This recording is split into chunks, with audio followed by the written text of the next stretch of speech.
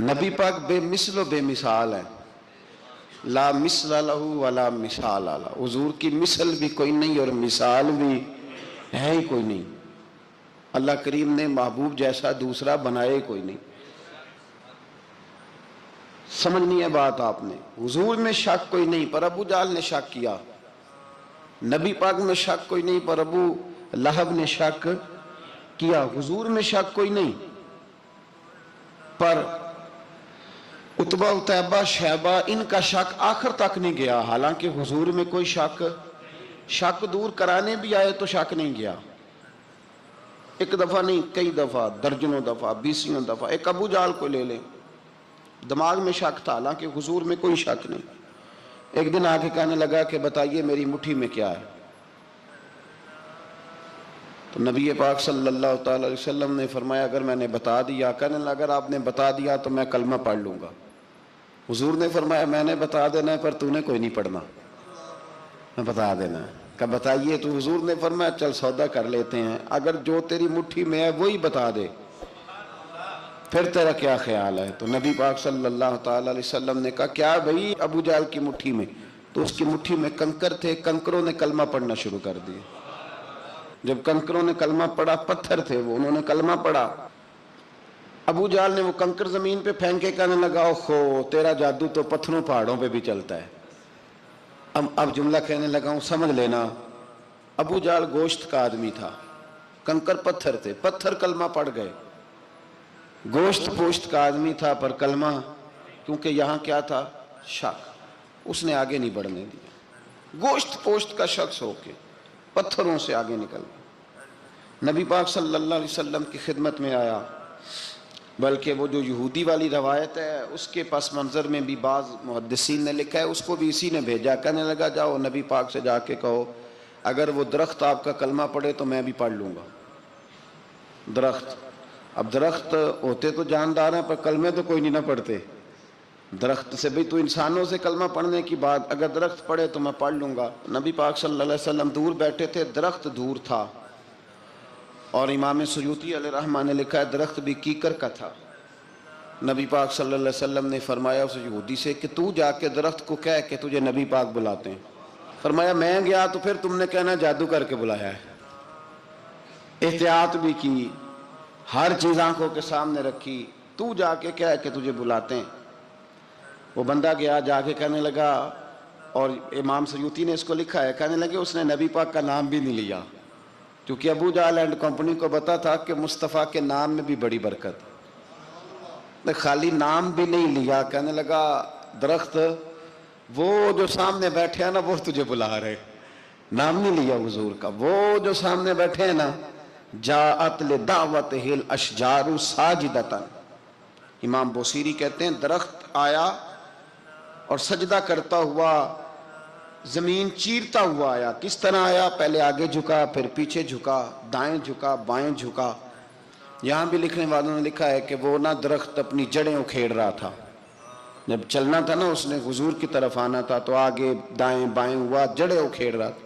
لیکن ہمارے استاد جب ہمیں یہ روایت پڑھایا کرتے تھے تو کہتے تھے جڑیں نہیں اکھیڑ رہا تھا، جب اس نے سنا مجھے نبی پاک نے بلایا تو اسے وجد ہو گیا تھا، وہ جھومنے لگ گیا تھا، جھوم رہا تھا، حضور نے مجھے بلا لیا، جاءت لدعوتہ الاشجار ساجدہ۔ تو درخت آیا، اس نے آ کے نبی پاک کو سجدہ کیا، لکڑی کا بنا ہوا درخت ہے،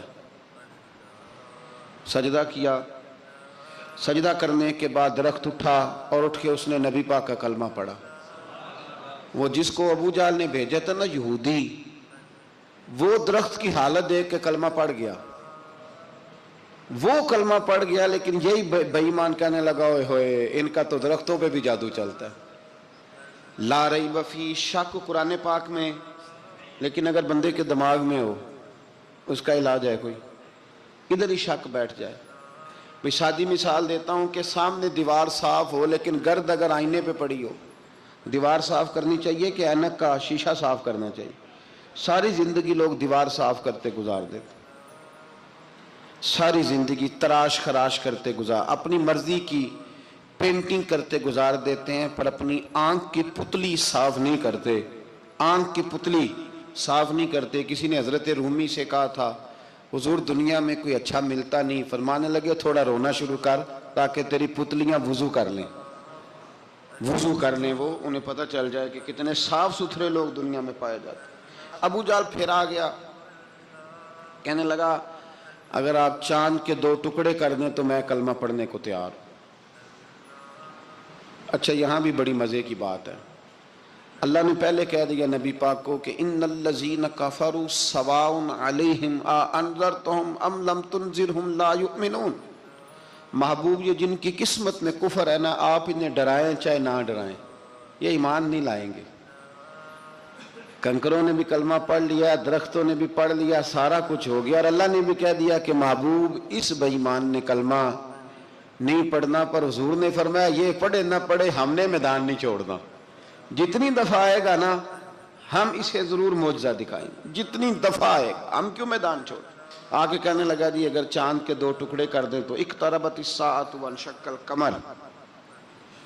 तो नबी पाक सल्लल्लाहु अलैहि वसल्लम ने उंगली का इशारा किया, चांद 2 हिस्सों में बटा।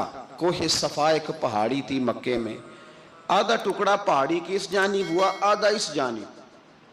यानी वजाहत की अल्लाह करीम ने कि ऐसे ना हो कि ये कह जी वो तो ऐसे बिल्कुल शक हुआ तो मिल गया, पता नहीं मेरी आंखों पे जादू हो गया, मिला है कि नहीं मिला। जब टूटा तो हदीस पाक में आता है कि आधा चांद कोहे सफा के इधर गया और आधा तो पहाड़ी थी, चांद नीचे आया, पहाड़ी के गिर्द घूमा, आगे जाके मिला। यानी वक्फा दिया गया बाकायदा देखने का, समझने। पूरी दुनिया में जितने लोग उस वक्त चांद देख रहे थे, हिंदुस्तान तक रवायतों में मिलता है कि लोगों ने गवाही दी कि हमने चांद टूटते देखा है। जमाना मान गया, लोगों की चीखें निकल गई, लोग कदमों में गिर गए। पर वो जिसके दिमाग में शक था ना, वो नहीं माना। शजर हजर पहचान गए, पर इंसान की नज़रों में शक ही रहा। दुनिया में सबसे मजबूर, कमज़ोर, बुज़दिल, कम फहम बंदा वो है जिसके दिमाग में शक है। सबसे कम फहम आदमी, उसकी फिरासत रूहानिया ज़ीरो है, वो एक नाकाम शख्स है। उसको किसी पे भी शक पड़ जाए, किसी पे भी। हमने देखा है जो औरत अपने मर्द पे शक करने लग जाती है, उस घर का कोई इलाज ही नहीं होता। जो शिकवा करती है रोटी का, पैसों का, वो किसी दौर में मसला उसका हल हो जाता है। जो नाफरमान होती है उसका भी मसला किसी न किसी जमाने में हल हो ही जाता है। ये जिसको शक पड़ जाता है ना, शक, उसका मसला क़यामत की सुबह तक हल नहीं होता।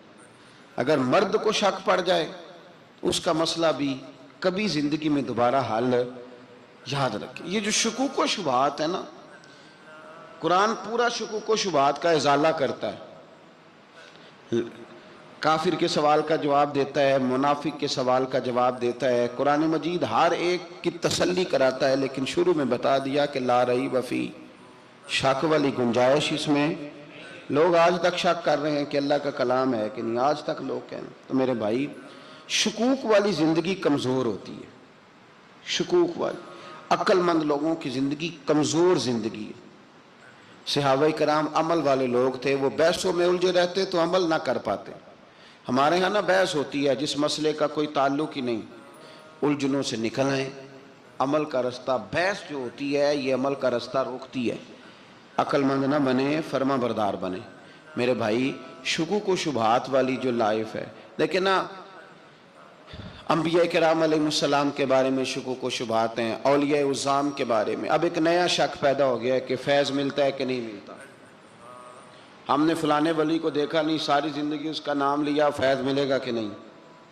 गौस पाक को देखा नहीं, सारी ज़िंदगी कादरी कहलाया, फैज़ मिलेगा कि नहीं। ख्वाजा अजमेर को देखा नहीं, चिश्ती कहलाए, फैज़ मिला कि नहीं। साबर पिया को देखा नहीं, साबरी कहलाए, फैज़ मिला कि नहीं। ओ खुदा के बंदे, फैज़ वो चीज़ है जो नज़र नहीं आती पर महसूस सबसे ज़्यादा होती है। मिले तो हज़रत अवैस करनी भी नहीं थे नबी पाक से, वो भी नहीं मिले थे, मुलाकात तो उनकी भी नहीं हुई थी।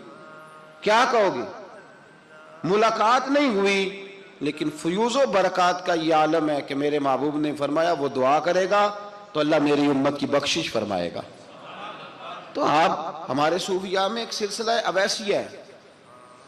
सिलसिला वैसिया में अक्सर मुलाकात नहीं होती, اکثر نہیں ملاقات ہوتی بغیر دیکھیں نا، آپ جب کسی کا نام جپتے ہیں، جب کسی کا نام لیتے ہیں، جب اسی کا ذکر کرتے ہیں، جب اسی کے تذکرے میں رہتے ہیں، تو اللہ تبارک و تعالیٰ کے یہ جو کامل لوگ ہوتے ہیں یہ متوجہ ہو جاتے ہیں، ان کی توجہ ہوتی ہے۔ اور خود سرکار نے فرمایا دو آپس میں محبت کرنے والے، ایک مشرق میں ایک مغرب میں، قیامت کے دن اللہ دونوں کو جنت میں اکٹھا فرما دے گا۔ یہ کیا بات ہوئی کہ ہر بات میں شک کرنا کہ جی وہ فلانے سے ملاقات ہی نہیں ہوئی؟ تو کس طرح بھئی، ملاقات ایک الگ چیز کا نام ہے، ملاقات ایک الگ شے کا نام ہے، اور فیوز و برکات ایک اللہ سے ملاقات ہوئی ہے۔ رزق دیتا ہے کہ نہیں؟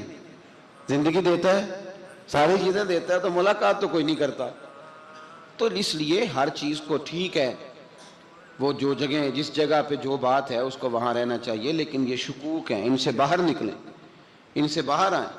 اولیاء اللہ کا جو فیضان ہے، ان کی جو محبت ہے، ان کے جو طریق، حضرت سلیمان بن بشار رحمت اللہ علیہ بزرگ گزرے ہیں، وہ کہتے ہیں میرے پاس، میں بڑا خوبصورت تھا جوانی میں، دین کی تھوڑی سی خدمت کرتا تھا، تو ایک عورت آ گئی،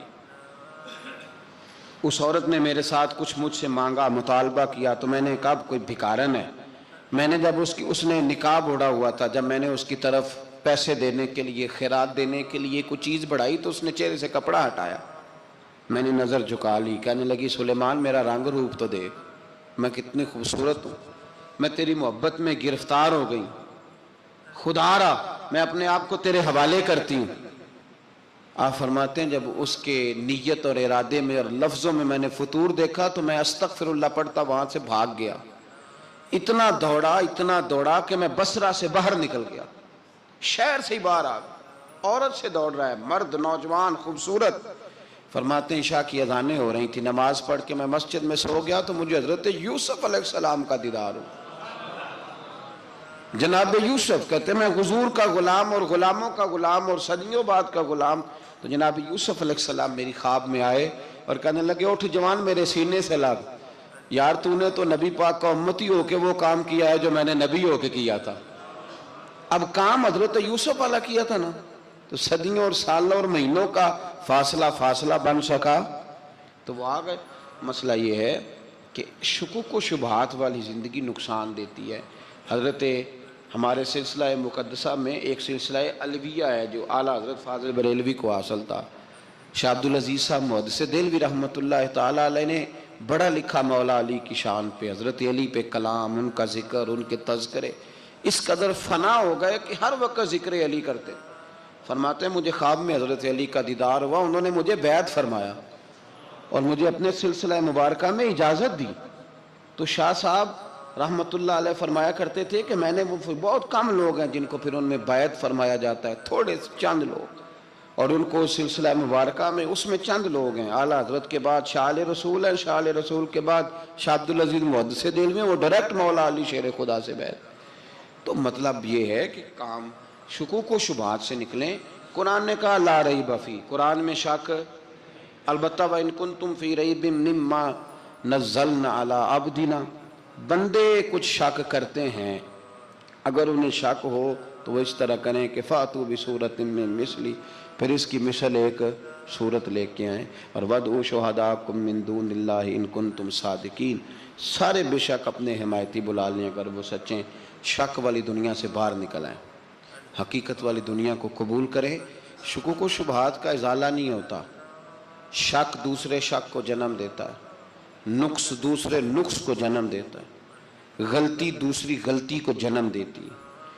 اور انسان جب تک شکوک کی، میں نے آپ کو کہہ دیا کہ ہر گھر بس سکتا ہے، ہر گھر، ہر عورت کے صحیح ہونے کی امید ہوتی ہے، پر جس بی بی کو اپنے خاوند کے کردار پہ شک ہو وہ بی بی کبھی مطمئن نہیں ہوتی۔ ہر گھر بس جاتا ہے، لیکن جس خاوند کو اپنے بیوی کے کردار پہ شک ہو جائے اس کا کبھی اس کے ساتھ سلوک مخلصانہ۔ شکوک والی زندگی بیماروں کی زندگی ہے، شکوک والی زندگی بیماروں کی زندگی، کمزوروں کی زندگی، بزدلوں کی زندگی۔ اس لیے حقیقت والی چیز جب تک آپ کے پاس کوئی چیز کلیئر ہو کے نہیں آتی، شریعت اسلامیہ نے بہتان کی سزا رکھی ہے 80 کوڑے، پتہ ہے آپ کو؟ جس نے ایسے ہی بہتان لگا دیا، دلیل ہی کوئی نہیں، ایسے ہی کہہ دیا کہ جی وہ مجھے شک کیا جی انہوں نے ایسے کیا ہے، فرمایا اسے کوڑے مارو۔ شک کی بنیاد پر بہتان ترازی کرتا ہے، کوڑے کی سزا رکھی، 80 کوڑے مارو اس ظالم کو۔ یہ شک کر رہا ہے اس کو، جب اس کے پاس دلیل ہی کوئی نہیں۔ یہاں بڑے بندے ہیں بات کر دیتے ہیں، کہتے ہیں جی وہ ایسا ہوا ہوگا، میں نے ایسا دیکھا تھا، ہوگا، کیا تھا، ممکن ہے۔ تو یہ شکوک ہے۔ اس شکوک، یہ سامنے والے کا کچھ بھی نہیں بگڑتا، اس بیچارے کا کیا بگڑنا ہے۔ یاد رکھیں، بڑی خوبصورت بات یہاں حضرت عبداللہ ابن مسعود کی، آپ فرمایا کرتے تھے جب کسی بندے پر بندے شک کرتے ہیں اور ناجائز شک کرتے ہیں، اللہ اس کی عزتوں میں اضافہ فرما دیتا ہے، اللہ اسے شانیں عطا کرتا ہے۔ اپنی زندگی کو بیماریوں سے نکالنے، یہ روحانی بیماری ہے شک، اس سے باہر آنا۔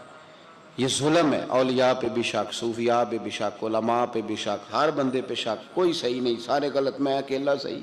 اس شک سے باہر آ جائیں، یہ نفسیاتی مریض بنا دے گا، بے سکون کرے گا، بے قرار کرے گا۔ جس ترتیب سے ہم مسکراتے ہیں، جس ترتیب سے ہم روتے ہیں، جس ترتیب سے ہم کسی بات کا اظہار تشکر کرتے ہیں، خدا ان باتوں سے پاک ہے۔ اب بہت ساری حدیثوں میں آیا کہ وہ مسکراتا ہے، تو کیا مطلب ہے مسکرانے کا؟ تو علماء تفسیر نے لکھا ہے مسکرانے کا مطلب یہ ہے کہ وہ بڑا ہی راضی ہوتا ہے اپنے بندے سے، بڑا راضی ہوتا ہے، یہ مطلب ہے۔ ایک تو مسکرانے کا مطلب یہ کہ وہ بڑا راضی ہو گیا، بڑا راضی ہو گیا، وہ مسکرا دیا اپنے بندے پہ۔ اور ایک اس کا معنی خود نبی پاک صلی اللہ تعالیٰ علیہ وسلم نے بیان فرمایا۔ مسند امام احمد بن حنبل میں حدیث ہے، حضور سید عالم علیہ السلام سے صحابہ نے پوچھا یا رسول اللہ شہید تو بڑے لوگ ہوتے ہیں، شہیدوں میں افضل کون ہے؟ تو اللہ کے حبیب علیہ السلام فرمانے لگے وہ والا بندہ جو ڈٹ گیا تھا کافروں کے مقابلے میں، وہ ہلا نہیں، پوری طرح ڈٹ کے جو لڑا، وہ شہداء میں افضل ہے۔ حضور فرماتے ہیں وہ جنت کے بالا خانوں میں سیر کرے گا اور رب اسے دیکھ کے مسکرائے گا، رب اسے دیکھ کے مسکرائے گا، اللہ تعالیٰ مسکراتا ہے اسے دیکھ کے۔ اور اگلے جملے میں حضور نے وضاحت کر دی، فرمایا جب رب دنیا میں کسی پر مسکراتا ہے نا، تو اس کا معنی یہ ہے کہ قیامت میں پھر اللہ اسے حساب کوئی نہیں لے گا۔ جس پر اللہ دنیا میں مسکرا دیا اس سے کوئی حساب، تو وہ کام ڈھونڈنے چاہیے نا جس سے اللہ مسکرائے۔ ویسے کبھی ہم ایسا کرتے ہیں کہ نہیں کہ کسی کو راضی کیا جائے؟ یہ کام ہم کرتے ہیں کہ ہماری کمپنی کا جو سربراہ ہے وہ ہم سے راضی رہے، جس ادارے میں ہم پڑھاتے ہیں اس ادارے کا بڑا ہم سے راضی رہے، یہ کرتے ہیں ہم۔ اس کے لیے کچھ نہ کچھ ہیلے بہانے ہم کرتے ہیں، برادری، قبیلہ، علاقہ، بستی، لوگ کسی طریقے سے ہمارے ساتھ مطمئن رہیں، کرتے ہیں نا یہ سارے کام۔ اس میں تھوڑی مشکل بھی ہمیں آتی ہے، لیکن کرتے ہیں، کیا کریں۔ گھر میں بھی کئی دفعہ ایسا ماحول بنانا پڑتا ہے۔ چلیں ایک اور میٹھی مثال دیتے ہیں، زیادہ سمجھ میں آئے گی۔ چھوٹا بچہ خوش رہے، آپ اس کے لیے محنت نہیں کرتے؟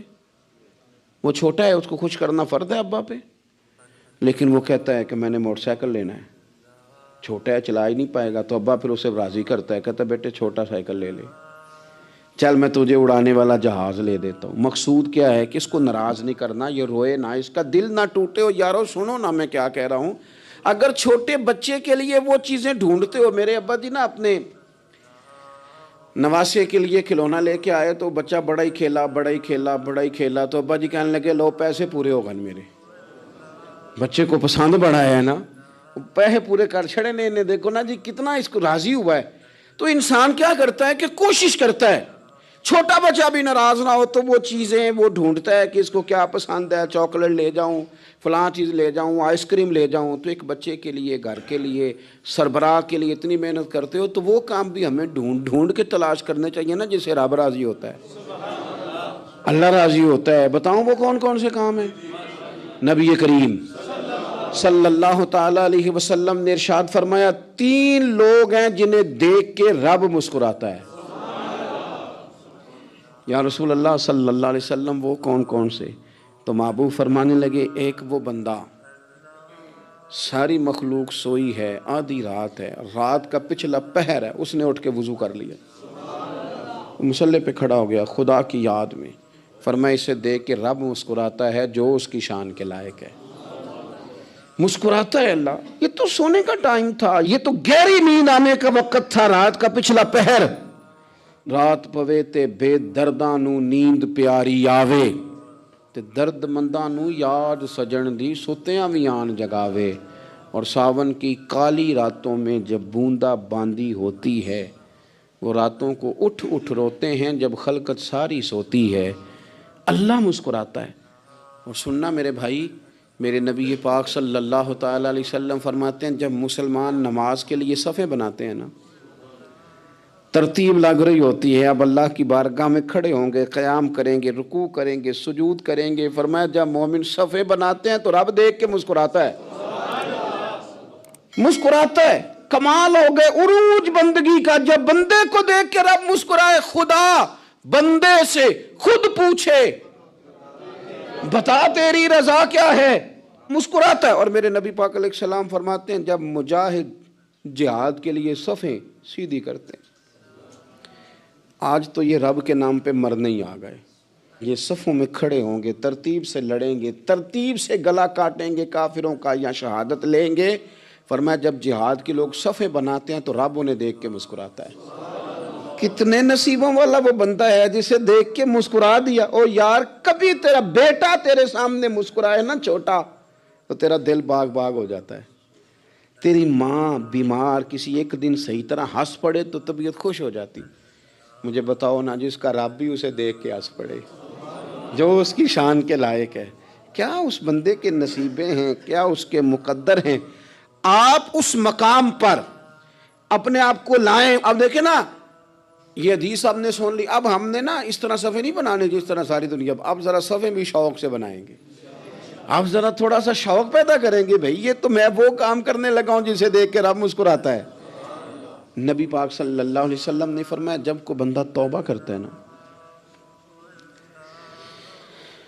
ہم توبہ کا رٹا لگاتے ہیں، یا اللہ میری توبہ، یا اللہ۔ اور توبہ کا تو مطلب یہ ہے کہ پچھلے گناہوں سے پکی توبہ، آج کے بعد یہ غلطی نہ کرنے کا پکا وعدہ۔ تو نے ساری شب برات رو کے گزاری ہے، بتا سویرے جھوٹ جوڑنے کا ارادہ ہے تیرا؟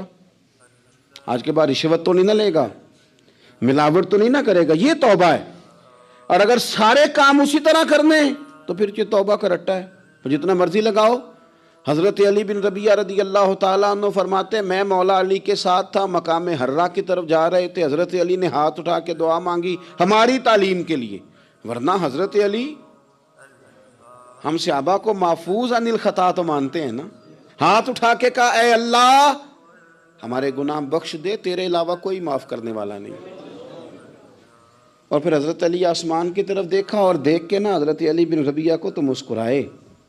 حضرت علی بن ربیعہ کہنے لگے حضور مسکرائے کیوں ہو؟ فرمانے لگے ایک دن میں حضور کے ساتھ اسی طرح آیا تھا، اسی طرح حضور نے دعا فرمائی تھی ہماری تعلیم کے لیے، اور پھر حضور مجھے دیکھ کے مسکرائے تھے اور فرمایا جب کوئی بندہ رب کی بارگاہ میں اس طرح استغفار کرتا ہے تو رب مسکراتا ہے، اور مسکرا کے فرماتا دیکھ لو میرے بندوں کو پتا ہے کہ میرے علاوہ معاف کرنے والا کوئی نہیں، انہیں پتا ہے، تم اس کی بارگاہ میں رجوع تو لاؤ، آؤ تو صحیح دو آنسو لے کر۔ اقبال کہتے ہیں کہ موتی سمجھ کے شان کریمی نے چن لیا، قطرے دو گرے میرے ار کے انفعال کے، دو میں نے آنسو بہائے تھے تو اس کے کرم نے تو موتی سمجھ کے چن لیے۔ سنو نا حضور اس استغفار کو اللہ کو، یار رات کو توبہ کر کے سونا چاہیے ہمیں۔ کچھ غلطیاں ہم کرنا نہیں چاہتے پر ہم سے ہو جاتی ہیں، کچھ دل ہم توڑنا نہیں چاہتے پر وہ ٹوٹ جاتے ہیں، ہماری مجبوری ہوتی ہے ٹوٹ جاتے ہیں۔ رات کو اس کی بارگاہ میں ہاتھ باندھ کے کشکول طلب دراز کر کے خوب استغفار پڑھنا چاہیے کہ مالک بندے ہیں نا کیا کریں، نفس کا ساتھ ہے، دنیا کا ساتھ ہے، خواہشات نفسانیہ، مالک معاف کر دے۔ درد سے توبہ، رسم نہ ہو، کہانی نہ ہو، لفظ نہ ہو، جملے نہ ہوں، اور جناب ایسے لوگوں کے بیچ بڑے ہاتھ باندھ کے اور بڑا کوئی ضرورت نہیں، آپ اکیلے اپنی چارپائی پہ بستر کے اندر منہ دے کے بھی درد سے کہیں گے نا معاف کر دے تو وہ تو مہربانی بڑا ہے۔ میرے نبی پاک صلی اللہ علیہ وسلم مثال دیتے ہیں، فرمایا ایک آدمی صحرا میں جا رہا، صحابہ سے حضور خطاب کر رہے ہیں، فرمایا ایک آدمی صحرا میں جا رہا تھا، اس نے اپنی اونٹنی پہ کھانا پانی پیسے ہر چیز رکھی ہوئی تھی، صحرا تھا بہت بڑا، درمیان صحرا کے گیا تو تھوڑا سا سستانے کے لیے آرام کرنے کے لیے اونٹنی سے نیچے اترا، اب اس نے اونٹنی کی لگام اونٹنی کی نکیل اپنے سرہانے کے نیچے رکھی، ہاتھ کے ساتھ پکڑی اور سو گیا۔ تھوڑی ہی دیر کے بعد جب اس کی آنکھ کھلی تو دیکھا اونٹنی غائب ہے۔ صحرا میں وہ پیدل نہ آگے جا سکتا ہے، نہ پیچھے جا سکتا ہے، نہ دائیں نہ بائیں، کھانے کو روٹی نہیں، پینے کو پانی کا قطرہ نہیں، تھوڑا ادھر بھاگا ادھر بھاگا، تھک گیا۔ کریم محبوب فرماتے ہیں وہ پوری طرح نڈھال ہو گیا اور مایوس ہو گیا، معاذ اللہ، مایوس ہو کے دوبارہ اسی جگہ آ کے لیٹ گیا جہاں پہلے لیٹا تھا، انتظار کرنے لگا کہ اب موت ہی آئے گی، آخری وقت ہے، اب نہ میں پیدل یہ صحرا کراس کر سکتا ہوں، نہ پیچھے جا سکتا ہوں، نہ کھانا ہے نہ پانی ہے، سوائے موت کے کوئی سہارا نہیں۔ حضور فرماتے ہیں وہ رستے میں دوبارہ لیٹ گیا، اچانک اس نے رخ بدلا تو اونٹنی سامنے کھڑی تھی۔ حضور نے صحابہ سے پوچھا بتاؤ نا اسے بھلا کتنے کو خوشی ہوگی؟ یا رسول اللہ جی سے نئی زندگی مل گئی ہے۔ آپ دیکھیں نا سارے ڈاکٹروں نے کہہ دیا کہ اس کے تو گردے معدہ جگر ہر چیز ختم ہے، گھر لے جاؤ خدمت کرو، ہر طرف پریشانی ہے۔ وہ بندہ بھی سمجھ گیا ہے کہ آخری وقت آ گیا، کل جاؤں پرسوں جاؤں، تیاری ہو گئی، سب لوگ آ گئے، باہر والے بھی آ گئے، یہ ماحول ایک عجیب رنگ اختیار کر گیا۔ اچانک ایک ڈاکٹر نے آ کے کہا نہیں نہیں غلطی لگ گئی تھی۔ مجھے بتائیے انداز کیا ہوتا ہے؟ بغیر دوائی کے بندہ اٹھ کے کھڑا نہیں ہو جاتا، او میں تو بچ گیا ہوں۔ نبی پاک صلی اللہ علیہ وسلم فرمانے لگے اس کی اونٹنی مل گئی، بتاؤ بھلا اسے کتنی خوشی ہوگی؟ یا رسول اللہ وہ تو دوبارہ دنیا میں آ گیا۔ حضور فرمانے لگے اسے کچھ بھی خوشی نہیں ہوئی۔ جب کوئی رب کا گناہگار بندہ آ کے توبہ کرتا ہے، رب کو اس سے کئی گنا زیادہ خوشی ہوتی ہے۔ میرا بندہ آ گیا ہے، میرا بندہ آ گیا ہے، میرے گھر آ گیا۔ اس نے آنسو بہائے ہیں، اس نے کہا اللہ میں تیرا ہی ہوں، تیرا ہی رزق کھاتا ہوں، تیری ہی زمین پہ رہتا ہوں، تیرے نام سے میری سانسیں چلتی ہیں۔ وہ آ گیا۔ فرمایا اس اونٹنی والے سے زیادہ رب کو خوشی ہوتی ہے جب گناہگار آ کے توبہ کرتا ہے۔ گناہگاروں کے آنسو اس کی بارگاہ میں بڑے مقبول ہیں، لیکن ہم رسم ادا کرتے ہیں، توبہ نہیں کرتے۔ ہم اپنے آپ کے ساتھ دھوکہ کرتے ہیں، جھوٹ بولتے ہیں۔ ہم بندہ کوئی ناراض ہو جائے تو ہمیں کو نہیں نیند آتی، اس کے گھر چلے جاتے ہیں۔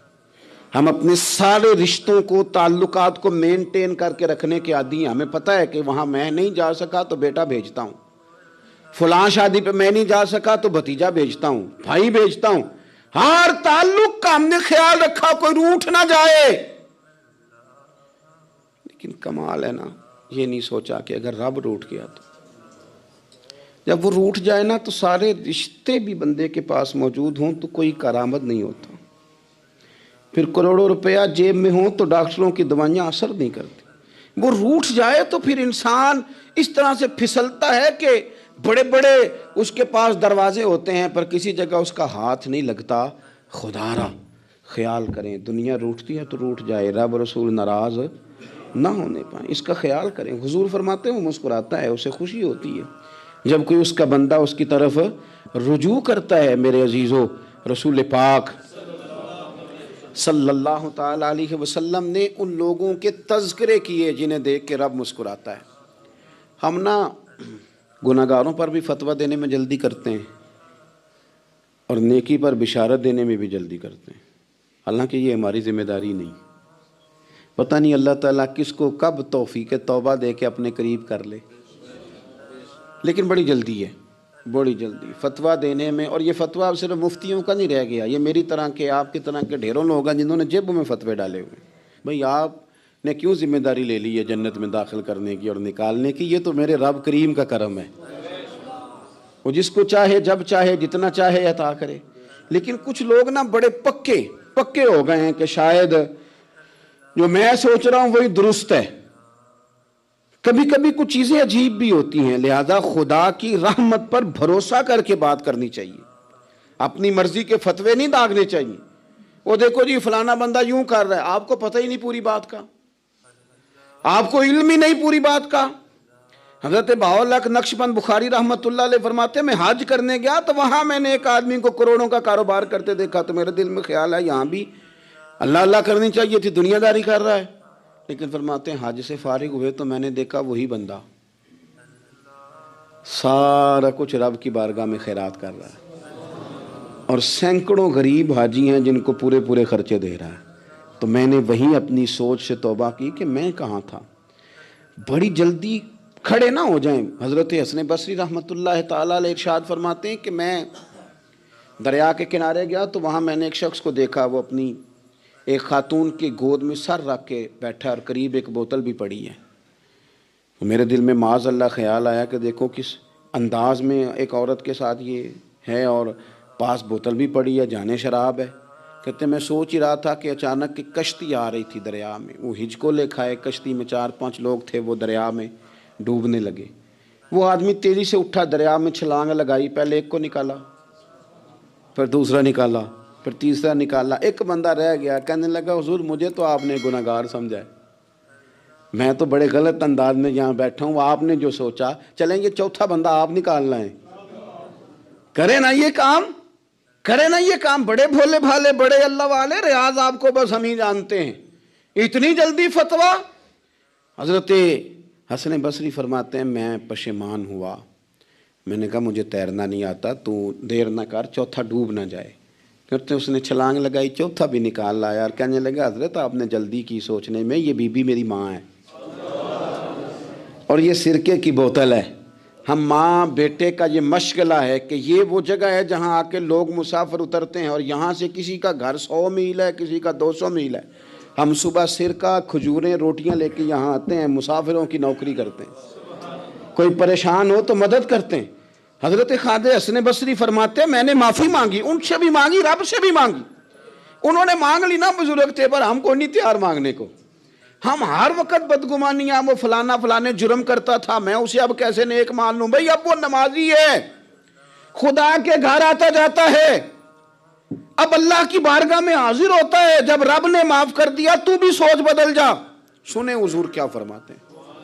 نبی پاک صاحب الاخلاق صلی اللہ تعالی علیہ وسلم فرماتے ہیں، مسند امام احمد بن حنبل دیکھیے، فرمایا رب اس وقت بڑا ہی مسکرائے گا جب قاتل بھی جنت میں جائے گا، مقتول بھی جنت میں جائے گا۔ یا رسول اللہ مقتول تو گیا، یہ قاتل کیسے چلا گیا؟ حضور فرماتے ہیں جائے گا، اور جائے گا اور رب مسکرائے گا، جو اس کی شان کے لائق ہے۔ یا رسول اللہ کس طرح؟ تو نبی پاک صلی اللہ علیہ وسلم فرمانے لگے اس نے ایک مومن کو قتل کیا تھا، وہ شہید ہو کے جنت میں چلا گیا، اب اللہ نے بعد میں اسے توبہ کی توفیق دے دی۔ پہلے اس نے کلمہ پڑھا، پھر یہ میدان میں اترا، کافروں سے لڑا، یہ شہید ہوا، رب نے اسے بھی جنت دے دی۔ قاتل بھی جنت میں، مقتول بھی جنت میں، اور بات اتنی انوکھی ہے کہ رب دیکھ کے مسکرا رہا ہے، جو اس کی شان کے لائق ہے۔ ہم جلدی میں ہیں، ہم انتظار نہیں کر رہے کہ شاید توبہ کر جائے، ہم انتظار نہیں کر رہے، لیکن میرے عزیز اتنی جلدی نہ کریں۔ سوچوں کا صاف ہونا، ذہنوں کا پاک ہونا، اور لوگوں کے بارے میں گمان کا اچھا ہونا۔ آپ کسی نفسیات کے ڈاکٹر کے پاس چلے جائیں، اسے کہیں ٹینشن بڑی ہے، میں ان کے مضامین پڑھتا رہتا ہوں، وہ سب سے پہلا سبق آپ کو یہ پڑھائیں گے کہ اچھا سوچا کریں۔ اچھا سوچنے سے بندہ تندرست رہتا ہے۔ کس سے بندہ تندرست رہتا ہے؟ ہیں جی واقعی، یعنی اس والے پڑوسی کے بارے میں بھی اچھا سوچنا ہے، گھر میں اس والے کے بارے میں بھی، چھوٹے بھائی کے بارے میں بھی اچھا سوچنا ہے، اور بڑے کے بارے میں بھی اچھا ہی سوچنا ہے۔ یعنی اپنی برادری قبیلے کے بارے میں بھی اچھا سوچیں، جو قبیلے کا نہیں اس کے بارے میں بھی چلیں تھوڑا سا اچھا سوچ لیں۔ اپنے بارے میں تو اچھا سوچا ہے بڑا، میں کہتا ہوں کہ ہم اپنی غلطیوں سمیت اپنے آپ سے بڑا پیار کرتے ہیں، اور دوسرے کی ایک غلطی نظر آ جائے تو ہمیں گھین آنے لگ جاتی ہے۔ آپ جلدی نہ کریں، مالک نے موقع دیا ہے بندوں کو، نہ وہ کسی کا رزق چھین رہا ہے، نہ سانسیں چھین رہا ہے، وہ اپنی زمین پہ چلنے بھی دے رہا ہے، رہنے بھی دے رہا ہے، تو جب اس نے موقع دیا ہے آپ بھی تھوڑا موقع دیں۔ اللہ بڑا کریم ہے، دروازے کھولے گا، اس کے بندے اس کی بارگاہ تک پہنچیں گے۔ بدگمانیاں، اور پھر بدگمانیوں کا عروج، اور اس لیول تک جا کے بات کر دینے کا جہاں سے خوف آئے کہ یار یہ بات نہیں کرنی چاہیے تھی۔ رسول کائنات سرور دو عالم صلی اللہ تعالی علیہ وسلم فرماتے ہیں کہ اللہ مسکراتا ہے۔ دیکھو ہمارے ہاں نا ایک اور بھی مسئلہ بن گیا ہے، میں نے کچھ لوگوں کو نا پکا، میرے پیارے ہیں، محبت ہے مجھے، تو میں چونکہ آپ میری کلاس ہیں، میں مشاہداتی اور تجرباتی باتیں بھی کر لیتا ہوں، اسی کی روشنی میں کئی دفعہ گفتگو بھی تیار کرتا ہوں۔ کچھ لوگوں نے نا پکا ذہن بنا لیا یہ کہنے کا کہ ہاتھ بڑا تنگ ہے، پکا، آپ جس وقت پوچھ لیں ان کا ہاتھ اور بڑا ہی زیادہ تنگ ہے. آپ یقین کریں بہن کا جو خامند ہے وہ کہہ رہا ہے جا حصہ لے کے آ, تیرے بھائیوں کی کمائی تو نہیں تیرے ابا کی ہے, لے کے آ. وہ بیچاری اس کی منتیں کر رہی ہیں, کہتی ہے اگر جاؤں گی نا تو وہ کہیں گے حصہ لے جا, آج کے بعد ہمارے گھر نہ آنا, میرا دروازہ نہ بند کرو, مہربانی کرو. اور بھائی سے بات کرتی ہے تو کہتا ہے ہاتھ ہی بڑا تنگ ہے, جب ٹھیک ہوگا تو دے دوں گا. نہ کریں یہ ظلم. ہمارے اپنے تڑپتے رہتے ہیں اور ہماری دولتیں اندر پڑی رہتی ہیں. ہمارے اپنے چھوٹی چھوٹی ضروریات کے لیے پریشان ہوتے ہیں, لیکن ہم بڑے بڑے بہانے ہیں ہمارے پاس, کہتے ہیں یہ نکما ہے, یہ نکھٹو ہے, یہ کام نہیں کرتا, اس میں فلانا ہے, بے فلانا ہے, بلے میں نے نہیں ساتھ چلنا. اظہار جب آپ کے اندر پیدا ہوتا ہے نا, اظہار جب کسی کے لیے آپ حساس ہوتے ہیں تو آپ کو بھی سرور حاصل ہوتا ہے. نہ کریں یہ کام کہ آپ کو اللہ نے وسعت دی اور ہر وقت آپ ہاتھ تانگ ہونے کا رونا رو رہے ہیں, ہر وقت آپ یہ کہہ رہے ہیں میں بڑی آزمائش میں ہوں, جب خدا نے آپ پہ نہیں ڈالی. تو اتنے جھوٹ بولنا صرف اس لیے کہ میرے پیسے بچ جائیں, صرف اس لیے کہانی سنانا کہ حالات میرے بڑے خراب ہیں کہ کوئی بندہ میرے سے کوئی تھوڑا بہت قرض نہ مانگ لے. سنو, نبی پاک صلی اللہ علیہ وسلم کے پاس مہمان آ گیا, بخاری مسلم ہے. حضور نے ازواج مطہرات کے گھروں میں پیغام بھیجا, کچھ چیز ہے ضیافت کے لیے؟ یا رسول اللہ کچھ بھی نہیں, یہ دو جہاں کے شاہ ہیں اور پاس کچھ رکھتے نہیں, دو جہاں کی نعمتیں ہیں ان کے خالی ہاتھ میں. یا رسول اللہ کوئی چیز بھی نہیں. حضور نے صحابہ کے مجمع پہ نظر ڈالی, یا رسول اللہ صلی اللہ علیہ وسلم حکم ہو. تو حضور فرمانے لگے تم میں سے کوئی بندہ ہے جو اسے گھر لے جائے روٹی کھلائے؟ ایک صحابی اٹھے فوراً, حضور میں لے کے جاتا ہوں کھانا کھلاتا ہوں. فرماتے ہیں میرے گھر میں صرف بچوں کا کھانا تھا, یہ نہیں کہ فریزر بھرا ہوا ہے نعمتوں سے, صرف بچوں کا کھانا. یہ نہیں کہ کسی کو دیکھ کے اپنی ہنڈیا پہ برتن دے لیا, صرف بچوں کا کھانا. کہتے ہیں گھر گیا, بیوی سے کہا کیا کیفیت ہے؟ کہنے لگی بچوں کی روٹی ہے. میں نے کہا بچے سلا دے, صبح ناشتہ کر لیں گے. تو کہنے لگی آپ کیا کھائیں گے؟ تو میں نے کہا نہ میں کھاؤں گا نہ تو کھائے گی, مہمان جو نبی پاک کا ہے. کہا اچھا, اب ذرا تجویز دیکھو میاں بیوی کی سوجھی آپس میں. کہتے ہیں کھانا لگا دینا, کیونکہ ایک آدھ بندے کا کھانا ہے. اپنی غربتوں کا ہر جگہ اظہار کرنا, رونا رونا. یہ دیکھو غربت کیسے چھپائی جا رہی. اس کو کہا نہیں کہ چل تو تھوڑا رحم کھا, تو آیا ہے تو تھوڑا رحم کھا, یہ نہیں کہا. کہا اٹھ کے نا تو کھانا رکھنا اور اٹھ کے نا چراغ ٹھیک کرنے کے بہانے بجھا دینا. ہم دنیا والوں کے سامنے کیوں اپنے دکھ بیان کریں؟ ہم جو کہیں گے رب رسول کی بارگاہ میں کہیں گے. تو نا چراغ ٹھیک کرنے کے بہانے. اہلیہ اٹھی, کھانا دینے کے بعد چراغ ٹھیک کرنے کے بہانے بجھا دیا. خامد بھی ہاتھ چلاتے رہے, بیوی کبھی برتن رکھتی کبھی اٹھاتی, پتہ چلے کہ کھانا کھا رہے ہیں, کھانا کھایا جا رہا ہے. کہتے ہیں مہمان پیٹ بھر کے کھانا کھا گیا. یہ کام ہوا رات کے اندھیرے میں, اس وقت ہوا جب چراغ بھی بند تھا, اس وقت ہوا جب کوئی دیکھنے والا نہیں تھا, کسی پڑوسی کو بھی خبر نہیں تھی. فرماتے ہیں صبح کے اجالے میں اس مہمان کو لے کے مسجد نبوی میں نے قدم رکھا تو نبی کریم نے فرمایا رات جو تم نے کام کیا ہے نا اسے دیکھ کے میرا رب بڑا مسکرایا ہے, اللہ بڑا مسکرایا ہے. اللہ تر دامنی پہ شیخ ہماری نہ جائیے, ہم دامن نہ چھوڑ دیں تو فرشتے وضو کریں. یہ شان ہے صحابہ کی. نبی کریم علیہ السلام نے فرمایا رب رات مسکرایا تیرا یہ انداز دیکھ کے, اور اس نے قرآن نازل کیا وَيُؤْثِرُونَ عَلَىٰ أَنفُسِهِمْ وَلَوْ كَانَ بِهِمْ خَصَاصَةٌ. کچھ لوگ وہ ہیں جنہیں بڑی بھی ضرورت ہو تو دوسروں پر اثار کر دیتے ہیں, قربانی دے دیتے ہیں. رب مسکرایا ہے, اندر پیسے رکھے ہوئے ہیں, اندر پیسے رکھے ہوئے ہیں. اور بہن آ کے منت کر رہی ہے کہ بھائی حالات بڑے خراب ہیں, تھوڑی سی مہربانی کر. تو کہتے ہیں بہن پردہ ہی ہے بس, کیسے بتاؤں تجھے حالات, تجھے کیا بتاؤں, کام کتنی مشکل سے چلتا ہے, یہ پردہ یہ بس. بہرحال اگر تو نے کہا ہے نا 50,000 تو میں زیادہ نہیں کوئی 20 کو دے دوں گا تجھے, وہ بھی خاصی نیکی کر کے, وہ بھی بتا سکھا کے. رات اماں پہ علیحدہ سے احسان چڑھاؤں گا, ابا پہ علیحدہ سے چڑھاؤں گا کہ تمہاری بیٹی کے ساتھ تعاون کر رہا ہوں, سارے علاقے کو ویسے ہی بتاؤں گا.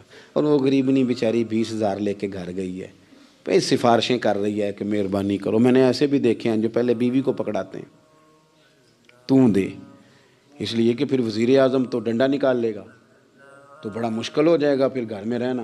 لہذا وہ یہ تو آگے لگ، یہ کیا لہجہ ہے آپ کا؟ یہ تو کسی کو بھی دیں تو چھپا کے دینے کا حکم ہے، کسی کو بھی دیں تو ہمیں حکم یہ ہے کہ سیدھے ہاتھ سے دینا ہے، الٹے کو خبر۔ اور یہ جو بالکل ہی اپنے ہیں، ان پر تو پردہ پوشی آپ کے لیے ویسے ہی ضرورت تھی۔ میرے عزیز، رب مسکراتا ہے، میرے نبی پاک علیہ السلام نے یہ اعمال ہمیں بتائے جن پر اللہ مسکراتا ہے، خوش ہوتا ہے۔ اور بعض لوگوں کو حضور نے نامینیٹ کیا، حضرت سعد بن معاذ رضی اللہ تعالیٰ عنہ عظیم صحابی تھے۔ یہ وہ خوبصورت صحابیاں جن کے جنازے کو کندھا میرے نبی پاک نے عطا فرمایا، حضور نے کندھا عطا فرمایا۔ کمال ہو گئی، نرخ بازار محبت کا انوکھا ہی ہو گیا، خود خریداروں میں شامل آ کے مولا ہو گیا۔ حضور نے کندھا دیا۔ حضرت سعد بن معاذ رضی اللہ تعالیٰ عنہ کا جب جنازہ اٹھا، ان کی والدہ رو پڑی، بڑے درد سے روئی، ماں تھی نا۔ ان کی آواز جب حضور تک گئی تو نبی پاک نے فرمایا آنسوؤں کو روک لے، آواز کو کم کر لے، تیرے بیٹے کی تو جب روح پرواز ہوئی ہے تو رب مسکرایا ہے۔ جس کے آنے پہ رب راضی ہو، مسکرا دے جو اس کی شان کے لائق ہے۔ یہ تو وہ لوگ ہیں کہ جن کے جانے پر نا رب، وہ کسی نے کہا تھا کہ میرے مرنے پہ ہر سو شور مچ جائے گا، دیکھو گے میرے مرنے پہ ہر سو شور، تمہیں پتہ چل جائے گا جب ہم جائیں گے، میرے مرنے پہ ہر سو شور مچ جائے گا، دیکھو گے، اور کہنے الوداع سرکار خود تشریف لائیں گے۔ اور درویش کہنے لگے بعد مرندے مکھڑا میرا ہو جاوے جے تازہ، پھر سمجھ لینا محبوب میرے نے آن پڑے ہے جنازہ۔ اور عاشق کا جنازہ ہے، ذرا دھوم سے نکلے اور محبوب کی گلیوں سے ذرا گھوم کے نکلے۔ فرمایا کہ ان کے تو جانے پہ رب کریم۔ اور حضور نے ایک دعا بھی دی۔ حضرت طلحہ رضی اللہ تعالیٰ عنہ صحابی تھے، ان کا وصال ہو گیا تو حضور نے دعا بھی دی۔ فرمایا یا اللہ جب میرا طلحہ آئے نا تو اس سے مسکرا کے بات کرنا، یہ تجھ سے مسکرا کے بات کرے جو تیری شان کے لائق ہے۔ تو اللہ تعالیٰ غائب درجے راضی ہوتا ہے۔ ایک دفعہ پھر بات دہراتا ہوں، جو میدان میں ڈٹ کے شہید ہو رب اسے دیکھ کے مسکراتا ہے جو اس کی شان کے لائق۔ جو توبہ صحیح کریں، سچی کریں، رب انہیں دیکھ کے مسکراتا ہے جو اس کی شان کے لائق ہے۔ جو نماز کے لیے صفیں بنائے رب انہیں دیکھ کے مسکراتا ہے۔ جو جہاد کے لیے صفیں بنائے رب دیکھ کے مسکراتا ہے۔